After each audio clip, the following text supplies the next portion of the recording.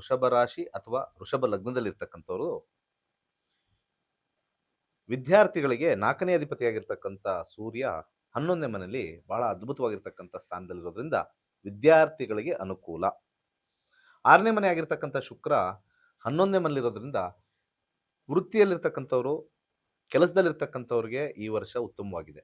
19 March 2026ರಿಂದ 6 April 2027ವರೆಗೂ ಈ ಪರಾಭವ ನಾಮ ಸಂವತ್ಸರ ಹೇಗಿರುತ್ತೆ ಅಂತ ನಾವು ಇಲ್ಲಿ ಒಂದು ವರ್ಷ ಭವಿಷ್ಯವನ್ನು ಹೇಳ್ತಾ ಇದ್ದೀವಿ. ಹಾಗೆ ಮದುವೆ ವಿಚಾರಕ್ಕೆ ಬಂದಾಗ, ಹಾಗೆ ಬಿಸ್ನೆಸ್ ವಿಚಾರಕ್ಕೆ ಬಂದಾಗ 7ನೇ ಅಧಿಪತಿಯಾಗಿರ್ತಕ್ಕಂಥ ಮಂಗಳ 10ನೇ ಮನೆಯಲ್ಲಿರ್ತಕ್ಕಂಥದ್ದು. 10ನೇ ಮನೆ ವಿವಾಹದಲ್ಲಿ ಅಹಂ ಘರ್ಷಣೆ ಉಂಟಾಗ್ತಕ್ಕಂಥದ್ದು, ಈಗೋ ಅಂತ ಏನು ಕರಿತೀವಿ ಅದು ಉಂಟಾಗ್ತಕ್ಕಂಥದ್ದು. ಬಿಸ್ನೆಸ್ ಅಲ್ಲಿ ಇರ್ತಕ್ಕಂಥವ್ರಿಗೆ ಉತ್ತಮವಾಗಿರ್ತಕ್ಕಂಥ ಲಾಭ. ಆರೋಗ್ಯದ ವಿಚಾರದಲ್ಲಿ ತಗೊಂಬಂದಾಗ ಆರೋಗ್ಯದಲ್ಲಿ ಯಾವುದೇ ರೀತಿ ಸಮಸ್ಯೆ ಇಲ್ಲ, ಆದರೆ ಲೈಫ್ ಸ್ಟೈಲ್ ಡಿಸೀಸ್ ತೋರಿಸ್ತಾ ಇದೆ. ಆಹಾರ ಪದ್ಧತಿಯಲ್ಲಿ, ತಿಂತಕ್ಕಂಥ ಪದ್ಧತಿಯಲ್ಲಿ ಸ್ವಲ್ಪ ವ್ಯತ್ಯಾಸ ತೋರಿಸ್ತಾ ಇದೆ.